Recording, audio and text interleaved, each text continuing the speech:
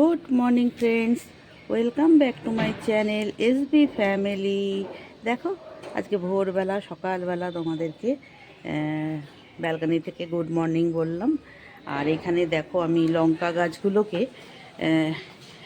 অনেকটা জায়গায় শিফট করেছি। এই দেখো এই বড় বড় বোতলগুলোকে কেটে নিয়েছি। এত টব আমি কোথায় রাখবো, সেই জন্যে এই দেখো দেখেছো, এরকম করে করে ছোট ছোট জায়গায় শিফট করে নিয়েছি। জানি না বাঁচাতে পারবো কি না। এই যে এখনও এতগুলো রয়েছে। এইগুলোকে আমি কি করে কোথায় শিফট করবো? এই দেখো একটা একটা করে সমস্ত ছোটো ছোটো টবে শিফট করেছি। দেখো দেখেছো, এক একটা টবে এক একটা করে শিফট করেছি। যা হয় এই গাছটাও বেশ বড় হচ্ছে। এই যে, তো দেখা যাক আরও আছে আরও কটা বোতল কেটে দেখবো হয় কি না। ধনে পাতা তো কেটে নিয়েছি, তোমরা দেখলে সেদিন। তো চলো নিয়ে যাই রুমে।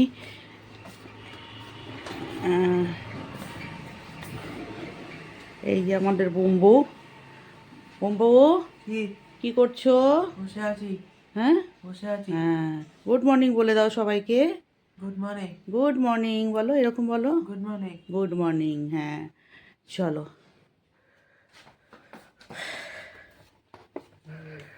এখন তোমাদেরকে দেখাই মাসি কী করছে। ওই দেখো মাসির গ্যাস মুছছে। ঠিক আছে, মাসি গ্যাস মুছছে। মাসির মোটামুটি রান্নার এখনও কাজ আছে, একটু বাসন ফাসন এই দিবে। ও বাসন মাজা হয়ে গেল না? হ্যাঁ, তো চলো ফ্রেন্ডস, পরে আসছি আবার। কখন কি দেখাই দেখি। মেশিনে আজকে কাঁচা নেই, কালকে কাঁচা কেচে ফেলেছি। এই যে অল্প কটা আছে, আর এটুকু দিয়ে আর ঘোরাবো না।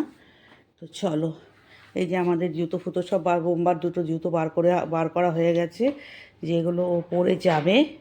আর আমাদেরও ট্রলি মোটামুটি গোছানো। এই ঘর এখন অন্ধকার। এই দেখো ট্রলি এখনও গোছাতে হবে। হয়ে গেছে, ট্রলি গোছানো হয়ে গেছে। আর এখানে দুটো ট্রলি রেখেছি। দেখো এই দেখো, চারজনের চারটে ট্রলি হয়েছে। আর এখন আর একটা ট্রলি আছে ওপরে, ছোটো ছেলেরটা ওপরে রয়েছে। আর আমাদের চারজনের চারটে ট্রলির একটা ব্যাগ, এই কটাই লাগেজ হচ্ছে। তো চলো আবারও কাজ শুরু করি, তোমাদের সাথে দেখাই। আমার মাছ নেই একটাও, সব মাছ চলে গেছে। একটাও মাছ নেই। দেখো 14টা মাছ এনেছিল, একটা মাছও নেই। এখন আর আনছি না, শীতকালটা যাক তারপরে আনবো। কিছুতেই মাছগুলো থাকছে না। বড্ড মায়া লাগছে আমার, মা মরে যাচ্ছে বারবার, তো মায়া লাগছে। আমি এখন আর আনছি না সেই জন্যে। তো চলো এই জানলাটা একটু দেখি যে ধনেপাতা গাছগুলো আছে কি না। এই জানলাটা একটু খুলি, দাঁড়াও। এই দেখো অ্যালোভেরা গাছের মধ্যেও ধনেপাতাগুলো রয়েছে। এই কটাই আছে, ওইগুলো কেটে ফেলেছি। আর এই ধনেপাতাগুলো বেশ বড় হয়েছে, একটু বড় হয়েছে। ওইগুলো বড় হয়নি বেশি, যাতে কেটে ফেলেছি তা তো। এই যে দেখো, দেখেছো, এই ধনেপাতাগুলো একটু বড় হয়েছে। এই যে এই কটাই আছে, আর নেই। আচ্ছা বেশ, চলো দেখি আবার কখন আসি, একই তো কাজ। দেখো ফ্রেন্ডস, আমি বিছানাগুলো গুছিয়ে নিচ্ছি।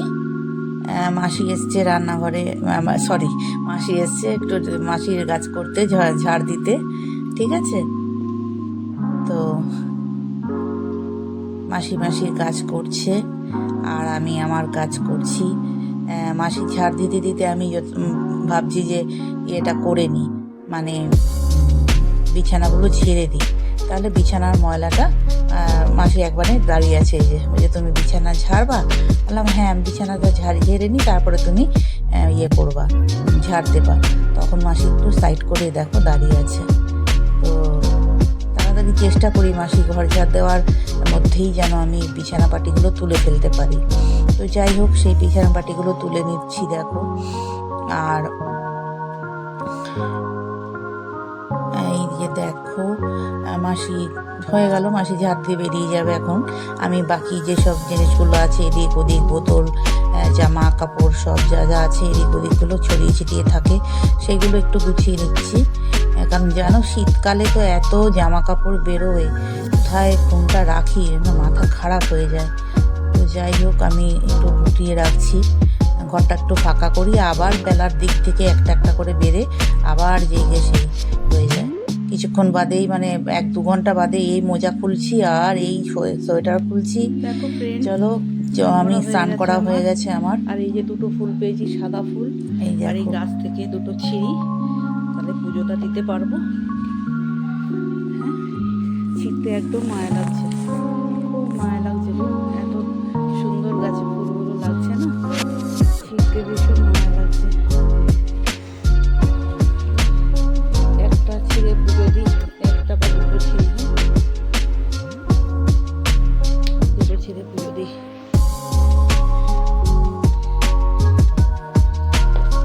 দেখো, হ্যাঁ, আর দেখো লঙ্কা গাছগুলোকে এইখানে এনে শিফট করেছি, একটু দেখাই তোমাদের। সব ক্যাপসিকাম, আর ওই ব্যালকানিতেও অনেকগুলো আছে, অনেক চারা বেরিয়েছিল না, সবাইকে আলাদা আলাদা করে রেখেছি। জানি না আমি বাঁচাতে পারবো কিনা, এগুলো হবে কিনা আমি জানি না, তবে চলো পুজোটা দিয়ে নিই।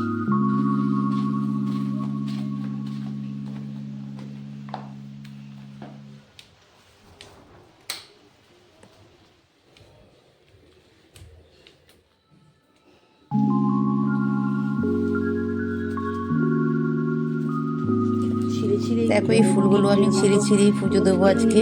গাছের থেকে ছিঁড়তেও মায়া লাগছে, আবার অনেক ফুল দিয়ে পুজো দিতেও ভালো লাগছে। যাই হোক, আমি দেখো দিয়েছি পুজোটা, তোমাদের একটু দেখালাম। এই যে আমি সব ঠাকুরকে দুটো ফুল দিয়ে দিলাম, আবার কালকে দেবো। আর আচ্ছা দেখো, এবার হচ্ছে আমি ছাদে চলে এসেছি। এটা হচ্ছে আগের দিনের ছাদটা আমি ঝাড় দিয়েছি, সেইটা তোমাদের দেখাচ্ছি, মানে কালকে, ঠিক আছে? তো সেই ছাদটা আমি মাসি তো রবিবার দিন ধুয়ে দেয়, আর আবার নেক্সট সানডে ধোবে। তো 1 সপ্তাহের মধ্যে শীতকালে না প্রচুর ধুলো পড়ে।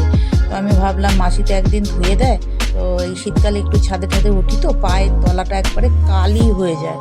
তো তাও আমি একদিন করে মাঝখানে উঠে একটু ঝাড় দিয়ে নিই, তাহলে বেশ ছাদটা একদম ঝকঝক তকতক করে, পায়ে একটুও কালি লাগে না। আর আমার বড় ছেলে মানে বোম্বা, ও তো ছাদেই ঘোরাঘুরি করে, পুরো শীতকালটা ছাদে ঘোরাঘুরি করবে। তো সেই জন্যেই ছাদটাকে ভালো করে পরিষ্কার করে রাখতে হয়। তো আমি সেই ছাদটা একটু পরিষ্কার করছি, হাঁপিয়েও গেছিলাম, কারণ কি অনেকটাই ছাদটা, আবার এই পাশটা দুটো দিকে আছে তো এল প্যাটার্নের, তো সেই জন্যে এদিকটাও ঝাড় দিতে হয়েছে, ওদিকটাও দিয়ে পরিষ্কার করে রাখার চেষ্টা করছি। আগে আমি জল দিয়ে ঝাঁটা দিয়ে পাইপ দিয়ে মাসি ধুয়ে দেয়, মানে আমার যে কাজ করে সেই মাসি। তো আর আমি একদিন করে ঝাড় দিই, মানে এমনি ঝাড়ু দিয়ে, ফুল ঝাড়ু দিয়ে আমি একদিন করে ঝাড় দিয়ে দিই, তাহলে কি হয় পুরো জিনিসটা পরিষ্কার থাকে। পরিষ্কার রাখতে তো সবারই ভালো লাগে, কিন্তু ওই খাটনি, একবার ওপর একবার নিচ, প্রচুর খাটনি পড়ে যায়। কিন্তু কি করা যাবে বলো, বাচ্চারা থাকলে তো একটু পরিষ্কার পরিচ্ছন্ন রাখতেই হবে। তো এবার আমি চলে এসেছি সিঁড়িতে। দেখো বোম্বা কিছু করছে, বোম্বা কিছু বলছিল আমাকে মামি করে। তো যাই হোক, আমি এই সিঁড়িটা ঝাড় দিয়ে নিচ্ছি। সিঁড়িতে তো গাছগুলো রেখেছি সাইড দিয়ে, তো সেই জন্যে সিঁড়িটা অসুবিধা হয়, মানে ঝাড় দিতে অসুবিধা হয়। প্লেন ফাঁকা সিঁড়ি থাকলে কি হয়, ফটাফট ঝাড় দেওয়া যায়, কিন্তু এই গাছ ফাছ থাকে, পাতা পড়েছে। মাসিটা এর মধ্যে ঝাড় দিয়ে ঝাঁটা দিয়ে জল দিয়ে পরিষ্কার করে দেয়, আর তারপরেও তো থাকে, প্রতিদিন তো পরে পাতায়। দেখো পাতাগুলো আমি ফাঁকা দিয়ে বার করছি। দেখো এবার সন্ধেবেলা প্রতিদিন ধুনো দিয়ে কর্পূর দিয়ে আর নারকেলের ছোবড়া দিয়ে একটু গোটা বাড়িটা, মানে আমি দোতলাটায় পুরোটায় আর 3 তলার ঠাকুর ঘর পর্যন্ত যেতে পারি, ইচ্ছা করে না আর যেতে, আমি ওই সিঁড়ির কাছেই রেখে দিই, ধোয়াটা পুরো ঠাকুর ঘর পর্যন্ত চলে যায়। তো আমি আমার দোতলার ঘরে, এই আমার ফ্লোরটাতে যেটাতে থাকি, আর আমার নিচে পার্লারে মেয়েগুলো দেয়, বুঝেছো, নিচের পার্লারে মেয়েগুলো দিয়ে দেয়। তো এই যে বোম্বা বসে আছে, দেখো এই যেখানে কৃষ্ণ ঠাকুর আছে, আর ধূপটা মানে এটা নিভে গেল, আমি আবার ভালো করে ধরিয়েছি পরে, মানে একটুখানি কর্পূরটা দিলে না বেশ সুন্দর জ্বলে। আর নারকেলের ছোবড়াটা মানে একটু শক্ত ছিল, বেশ ঝুরঝুরি হলে ভালো করে ধরে যায়। তো যাই হোক, আমি আবার পরে ওটাকে ধরিয়ে নিয়ে এলাম ভালো করে। তো নারকেলের ছোবড়াগুলো এখন এগুলো কিনতে পাওয়া যায়, জানো তো, 10 টাকা করে প্যাকেট নেয়, আর ছোট্ট ছোট করে টুকরো করে কাটা থাকে, আর খুব শক্ত। ওইগুলো বেশ একটু নরম নরম ঝুড়িগুলো থাকলে ভালো ধরানো যায়, কিন্তু এইগুলো খুব শক্ত। ধরানোর জন্য ভালো করে আগুনটা না ধরলে আমি জন্য বড় একটা কর্পূর দিয়েছি, যাতে করে আগুনটা ধরে এই বড় শক্ত জিনিসটা ভালো করে ধরে যায়। তো যাই হোক, আমি আবারও ঘোরাতে এসেছি আমার মহাদেবকে। তো চলো দেখতে থাকো তোমরা। এখানে আমার গণেশজি আছে উপরে, গণেশজিদের কাছে দিচ্ছি একটু করে। গোটা আমার এই দুটো রুম ডাইনিং পুরোটাতে দিয়ে দিই, তারপরে সিঁড়িতে রেখে দিই, যাতে করে সিঁড়িতে তো গোটা ঘরটা হয়ে যায়, পুরো 3 তলা পর্যন্ত চলে যায়, অসুবিধা হয় না।